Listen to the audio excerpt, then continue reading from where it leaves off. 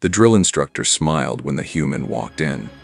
That was his first mistake. His second mistake was saying out loud, in front of every recruit in the yard, that humans were the weakest species in the known galaxy.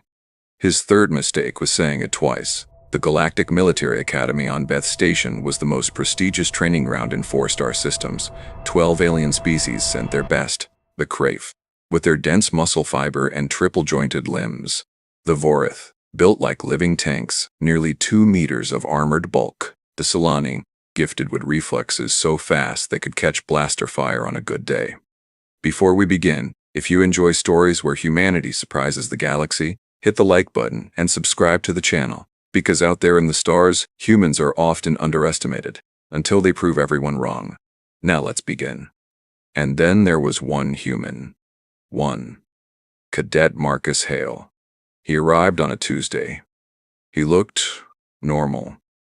2 arms, 2 legs, no armor plating, no secondary heart, no reinforced skeletal structure. He stood at 1.8 meters tall. He weighed about 80 kilograms. He smiled at the intake officer. The intake officer stared back. "You are the human representative?" "Yes, sir." "You are certain?" "Pretty sure, yeah." The officer typed something into the registry. The translation software rendered the note as "appears unfinished." Drill instructor Verith of the Kreth military caste had been training recruits for 31 years. He had broken Vorath warriors. He had humbled Solani elites. He had once made a decorated admiral cry during a mud run. He was, by all available evidence, terrifying. He looked at Cadet Hale the way a predator looks at something it isn't sure is even worth eating. "Human," he said. "Yes, sir. I have been briefed on your species. Good things, I hope?" "No." He walked a slow circle around Marcus. The other recruits watched from the yard. A Vorith named Gorath leaned toward his bunkmate and whispered, "How long before it breaks?" His bunkmate, a Solani named Izzy, tilted her head. "First drill, maybe second." They were both wrong. The first morning started simple. Physical assessment. Every recruit lined up on the training deck. Beth Station's gravity was set to standard, roughly 1.4 times Earth's baseline. The Academy kept it higher than most comfort zones. It was meant to be uncomfortable. It was meant to filter out weakness fast. Verith walked the line. 300 push-ups. Begin. The recruits dropped. Most could do it. The Kreth recruits barely noticed. The Vorath grunted but kept pace. The Solani were lean and fast, their arms pistoning smoothly. Marcus got down and started moving. By push-up 50, a Solani recruit named Turvin was already slowing. By push-up 120, one of the smaller Kreth recruits had stopped, breathing hard. At 200, Gorath the Vorath was sweating through his uniform. Marcus was still going. Not fast, not showy, just steady. Like a machine that had been set to a particular rhythm and saw no reason to deviate from it. Verith noticed at push-up 240. He walked over and stood directly above the human. He watched. 250, 270, 300. Marcus pushed up, held the top position, and looked forward. "Done, sir." Verith said nothing for a moment. "How are your arms?" Marcus flexed his fingers. "Fine." "Fine." "Yes, sir." Verith stared at him. "Do another 100. Marcus went back down. The other recruits watched over their shoulders. Gorath had finished his 300. He was lying on his back like he'd been hit by a cargo loader. The human was doing bonus push-ups. "Is he smiling?" Turvin asked. Izzy squinted. "I think that's just his face." Day 2 was the run. 10 kilometers through the station's outer ring. The outer ring had variable gravity. Parts of it hit 2.1 G. Verith loved the outer ring. He'd seen it make veterans weep. The recruits set off. The Kreth took an early lead, powerful legs, massive lung capacity. The Solani spread out in their efficient, gliding stride. Gorath ran like a battering ram. Slow, heavy, unstoppable. Marcus ran in the middle of the pack. He didn't sprint. He didn't sprint. He didn't surge. He just ran. At the 3-kilometer mark, the gravity ramped up to 1.8. 4 recruits immediately slowed. At 5 kilometers, 2.1. Jusel and Nani stopped entirely, hands on knees. Marcus kept running. By kilometer 7, Gorath had slowed to a walk. He was the strongest recruit in the class. He was gasping. The human jogged past him. Gorath stared. Human. Hey, how are you so running? I'm just running. At 2.1 G. Yeah. That hurts. It does a bit. A bite. Marcus looked back over his shoulder. You're going to cramp up if you stop completely. Keep moving. Gorath blinked. Then, for some reason, he could not entirely explain, he started moving again. Marcus crossed the finish line in 38 minutes. Third overall, behind 2 Kreth recruits who'd been running since before they could walk. Vareth was waiting at the line. His expression was unreadable. Hail, sir. Your species is not known for physical performance. I know. So explain what I just watched. Marcus took a slow breath. I just ran, sir. 3 recruits did not finish. I noticed. They are built for this environment. You are not. I know. Vareth took a step closer. What are you? Marcus met his eyes. A human, sir. The silence stretched. Vareth turned and walked away. Behind him, Issy and Turvin exchanged a look. I owe you a meal credit, Issy said. You thought first drill, Turvin said. I didn't say anything. You thought it. Day 3 was combat assessment. Individual sparring. The academy used a point system. Hits scored, holds maintained, submissions forced. No permanent injury. Plenty of pain. Vareth matched recruits by approximate mass and build. He matched Marcus against a Kreeth recruit named Daveth. Daveth had 3 centimeters and 15 kilograms on the human. He also had the triple-jointed limbs, the dense muscle fiber, and the absolute certainty that this was going to be easy. They squared off in a sparring ring. Dave rolled his shoulders. He'd been sparring since age 6. He had never lost to anything that weighed less than he did. I will not hurt you badly, he said. It was, by his culture standards, a generous offer. Thanks, Marcus said. You should yield early. I'll think about it. Vareth signaled the start. Daveth moved fast, a gram for the shoulder, looking to lock the arm. Force a submission. Clean technique. Textbook. Marcus wasn't there. He'd slipped left. Not a dodge exactly. More like he'd read it and just stepped out of the way. Daveth reset. He came in lower this time. Marcus stepped right, used Daveth's momentum, and redirected the larger recruit into a stumble. The yard went quiet. Dave caught himself and turned. His eyes had changed. He wasn't underestimating anymore. He came in hard and fast, a genuine assault this time. Marcus took a hit to the ribs. He stepped back, absorbed it, and didn't go down. Then he grabbed Dave's extended arm, used the joint lock, brought him to his knees, held it. Submission? Marcus asked. Dave made a sound that the translation software rendered as extreme displeasure. Submission. Marcus let go and stepped back. The yard was silent for about 3 full seconds. Then everyone started talking at once. Vareth raised one hand for quiet. He looked at Marcus. He looked at the floor where Dave had been kneeling. He looked back at Marcus. Where did you learn that technique? Wrestling. Back home. You have a wrestling tradition? Many, actually. Hundreds of years old. Against opponents like Daveth, usually other humans. Sometimes we add weights. Vareth processed this. You add weights. To make it harder, yes. Another long silence. Everyone take a break, Vareth said. He walked to the far end of the yard. He stood there for a while. Issy drifted past Turvin.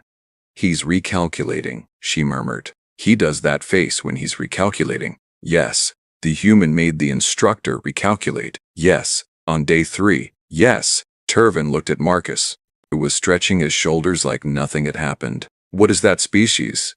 Day 5. Vareth had requested a full physiological file on humans from the Academy's xenobiology database. He read it twice. He called his superior, Senior Commander Rahl, a decorated Vorath officer who had fought in 3 wars and was not known for being surprised by anything. Commander, I need to discuss the human recruit. Already, he performed in the top third on the endurance run. He submitted Daveth in sparring. A pause. Daveth. Yes. The Kreeth, Daveth. Yes. Rawl was quiet for a moment. Is the xenobiology file accurate? One heart, hollow bones. The bones are not hollow, sir. I misread. They're calcium-based but dense. So they're not fragile. Apparently not. And the single heart? Apparently it compensates. Another pause. How? I don't know yet, sir. Rawl thought. What's your assessment, Verith? Verith looked out over the training yard where Marcus was currently doing unassisted pull-ups on the outdoor rig. I think the intelligence file on humans was wrong, sir.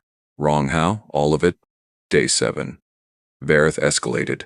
The gravity in the training yard went to 2.4 G. Official reason, advanced endurance preparation. Actual reason, Verith wanted to see. The recruits hit the yard and immediately felt it. 2.4 was not comfortable for anyone. The Kreth recruits tightened their expressions. The Vorath braced. The Solani looked like they'd rather be anywhere else. Marcus walked out into the yard and paused. He rolled his neck. He looked up at the gravity indicators. He looked at Verith. 2.4? He asked. 2.4? He asked.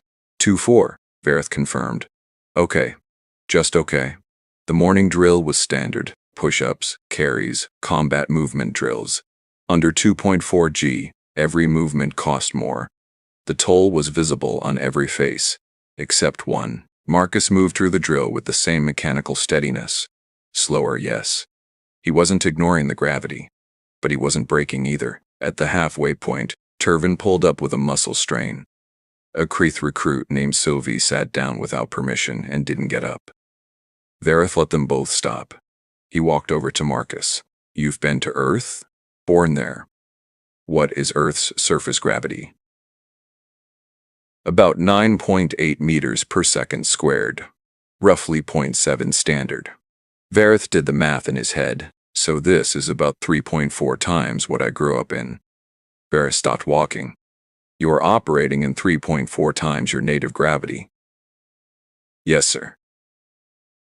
And you're, he gestured, functional? Yes, sir. That should not be possible. Marcus shrugged, which in 2.4 G required actual effort. I've been told that before. That evening, Verith pulled up every piece of human evolutionary data he could access. He brought in the station's biology officer, a Solani named Dr. Tal, Friss, who had pre-academic credentials and the permanently exhausted look of someone who studied things that didn't make sense for a living. Explain this, Verith said, pointing at Marcus through the observation window. Marcus was in the gym. If you're enjoying the story so far, drop a like on the video. It helps the story reach more people who love humanity-first sci-fi stories. Doing squats. Under 2.4 G. With added weight. Dr. Priss stared. Is that voluntary? Yes. No one told him to do that, no. She pressed closer to the glass. That's extra load on already elevated gravity training, which means his musculoskeletal system is absorbing. I know what it means. This is insane. I am aware. She tapped at her datapad. Okay. Human evolutionary history. They came from a high predator, resource-competitive environment. Persistence hunters. They ran prey to exhaustion over long distances. Their cooling system is dramatically more efficient than any species we've cataloged. They sweat. What? They excrete moisture through the skin. It evaporates. It prevents overheating. Most species in the registry can't do that. Verith watched Marcus complete another rep. And the psychological tolerance for pain? Dr. Priss scrolled. Human culture has a long history of voluntarily making themselves suffer. For sport. For ritual. For personal improvement. There are humans who, recreationally, run distances of 40 kilometers, with no enemy chasing them, for a medal. Verith turned to look at her. A medal? A small decorative disc, yes. Silence. They do this for enjoyment? Some of them, yes. Verith turned back to the window. Marcus re-racked the weight, checked his form in the mirror, and started again. Doctor, Verith said slowly. Yes. When the intelligence report classified humans as low physical threat, what data was that based on? She checked.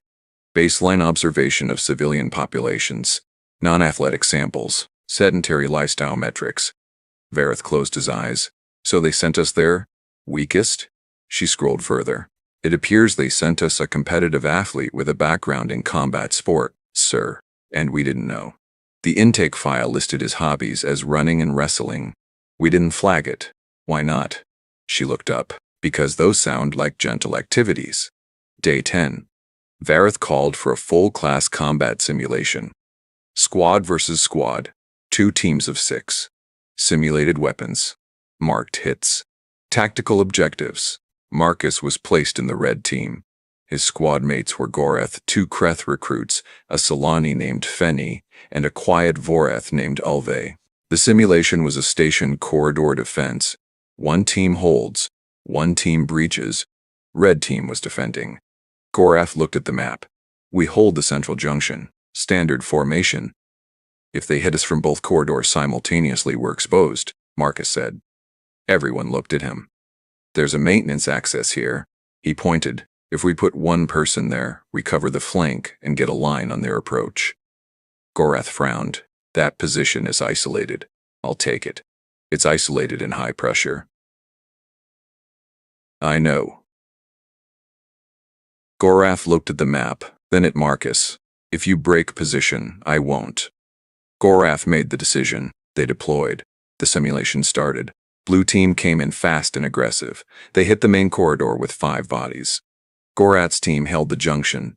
Disciplined, trained, effective. Blue team shifted tactics. They sent 1 operative around the flank, the maintenance corridor. He turned the corner and stopped. Marcus was there. In the dark. He'd been completely still. The blue team operative, Davies, notably, took a simulated hit before he processed that something was in the corridor.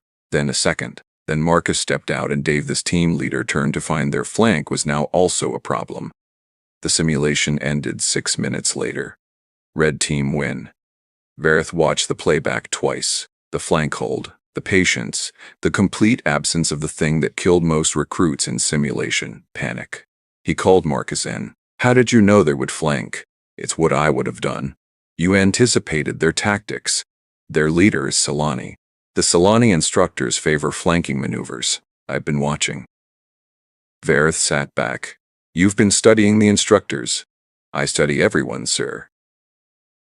Vareth looked at him for a long moment. Why? Because knowing how someone moves tells you how they think. Who taught you that? No one specifically. It's just useful. Silence. Hail.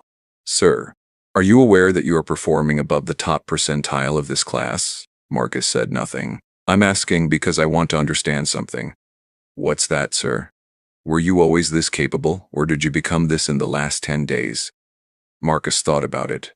The training here is harder than anything I've done before, he said, so some of it is new. But I've been working toward something like this most of my life.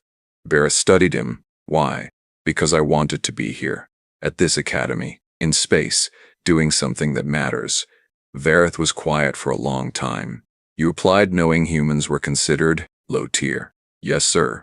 Why didn't that stop you? Marcus almost smiled. It motivated me. Day 14.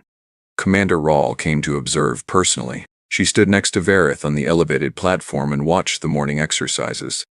The recruits ran the outer ring again. 2.6 G today. Rawl watched through her monocular. She focused on the human. She watched him for a full kilometer. His stride is different from the others, she said. Yes, more energy efficient. He's not fighting the gravity. No, he's working with it. She lowered the monocular. How? I had Dr. Priss explain it to me 3 times. The short version is that his body learned to move efficiently under load because of his evolutionary history. He evolved for this. He evolved for something worse, actually, and then kept training voluntarily. Rawl put the monocular back up. What's his standing in the class? 2nd overall. She stopped. 2nd. Yes. Above every Kreth? Every Voreth. Above all but 1.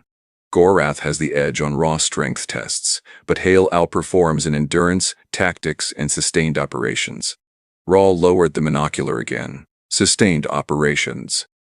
He doesn't fatigue the way others do. We've tried to find a point where he degrades. We haven't found it yet. She was quiet. What do you mean yet? Vareth cleared his throat. I pushed him to a 22-hour continuous exercise period. Rawl turned. 22 hours. He became slightly slower in the final 2 hours. His reaction time extended by approximately 4%. 4%, yes. After 22 hours, yes. Under elevated gravity, 2.2, yes.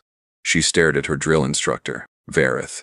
What are we dealing with? He paused. I think, Commander, we are dealing with an organism that we fundamentally misclassified. Misclassified how? We put humans in the low threat, low utilities category based on surface observation. And he turned to look at Marcus crossing the far end of the ring. I believe the correct category may be unprecedented. Day 17. Vareth did something he had never done in 31 years of instruction. He brought in a ringer, senior sparring specialist Korath, Kreth species, 8-year veteran of the program. The person Vareth called when he needed someone genuinely difficult. Korath walked into the sparring hall like he owned it. He was 2.1 meters of pure physical authority. He'd submitted every recruit Vareth had ever thrown at him. Every single one. He looked at Marcus. Marcus looked back. This is the human? Korath asked. This is the human, Vareth said. Korath tilted his head. He's small. Yes, he looks tired. He ran 20 kilometers this morning. Before this, he volunteered. Korath blinked. He looked at Vareth. Did you want him tired? I wanted him honest. Korath looked back at Marcus with something that might have been respect. All right, human, he said. No point system.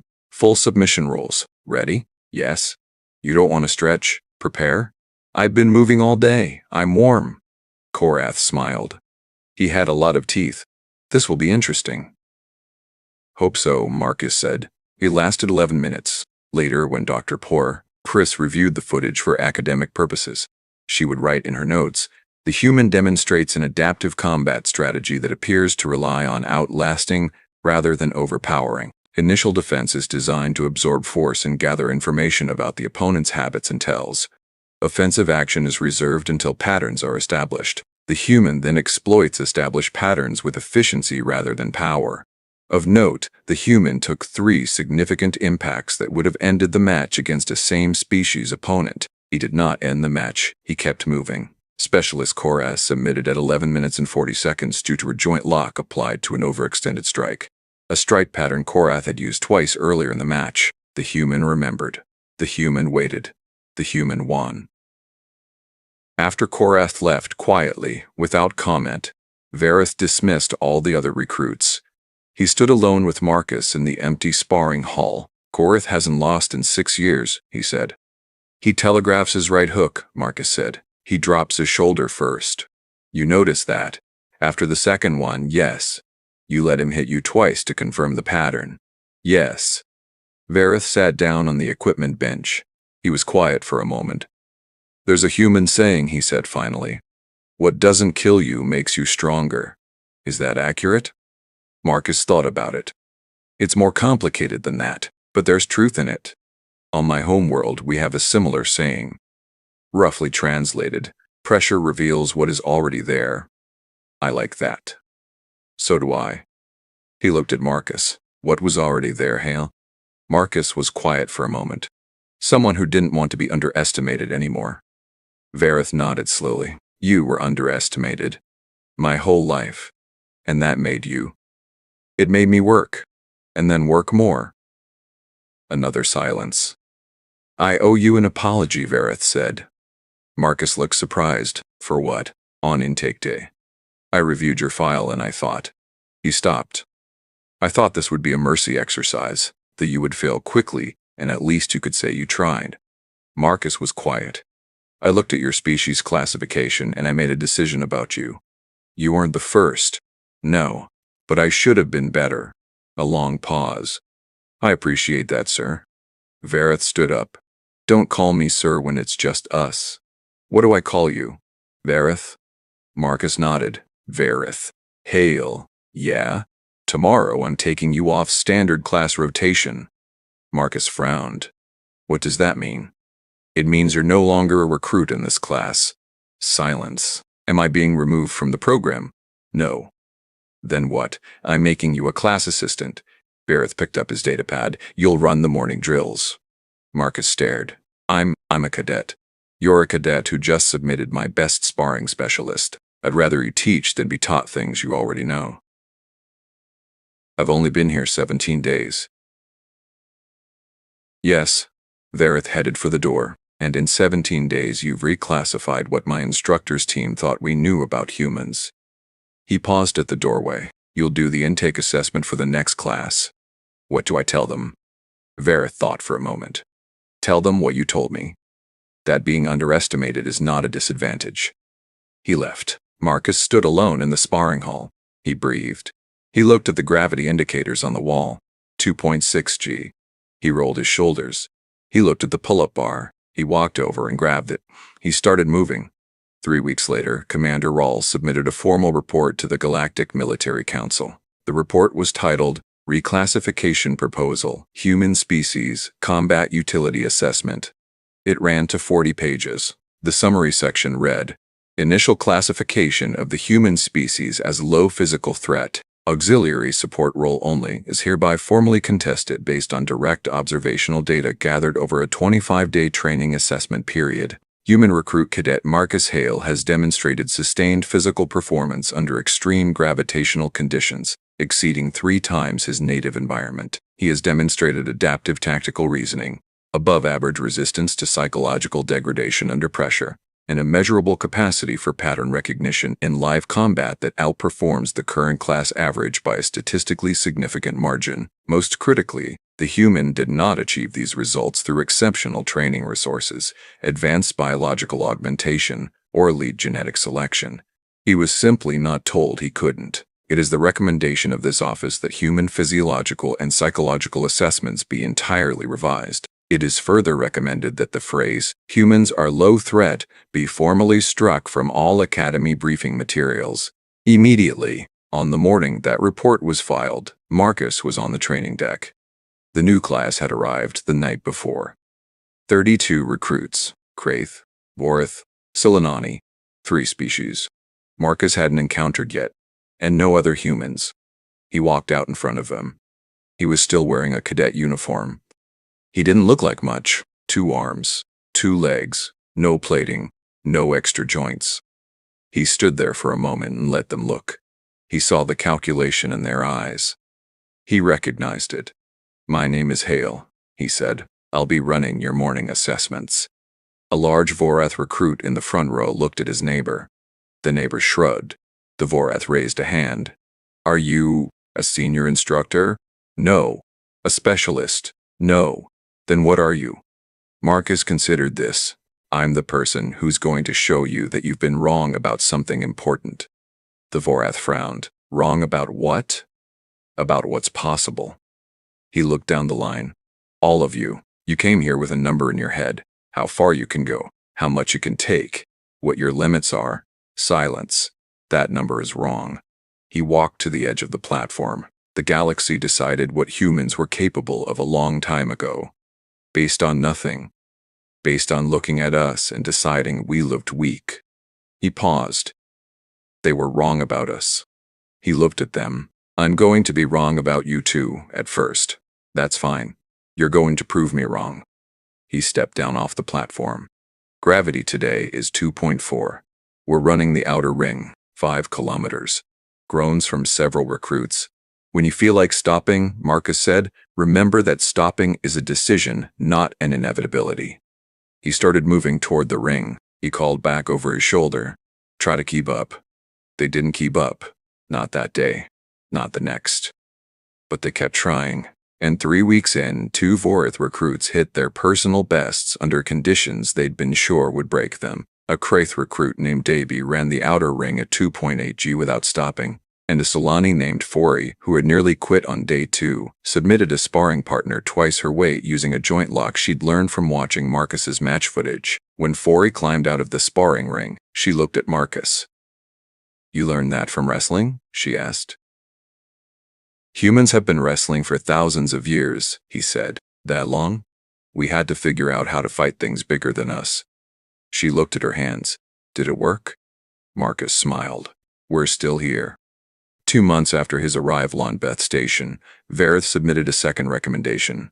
This one was shorter. It read, Cadet Marcus Hale to be promoted to full instructor status, effective immediately. Qualification notes. Class performance has improved 18% since his assignment. Additional note. 3 recruits who are on track for early dismissal have reversed course entirely. Additional note. I have been training soldiers for 31 years. I have met perhaps 4 or 5 individuals in that time who understood, instinctively, that the ceiling other people put on you is not structural. It is decorative. Hale understood that before he arrived. It is my professional opinion that we should stop being surprised when humans exceed expectations, and start asking what took us so long to notice. Somewhere on Earth, on a track at 6 in the morning, a 16-year-old ran her 10th kilometer before school. She didn't know about Vet Station. She didn't know about Marcus Hale. She didn't know that somewhere in the galaxy, a 31-year veteran instructor was revising everything he thought he knew about her species. She just ran. Because the distance was there, and she was still moving. And that's the story of how one human changed what the galaxy believed was possible. If this story moved you, leave a like on the video and tell me in the comments where you're watching from. And if you enjoy stories where humanity refuses to give up, subscribe for more HFY Sci-Fi stories. Because out there in the stars, humans are just getting started.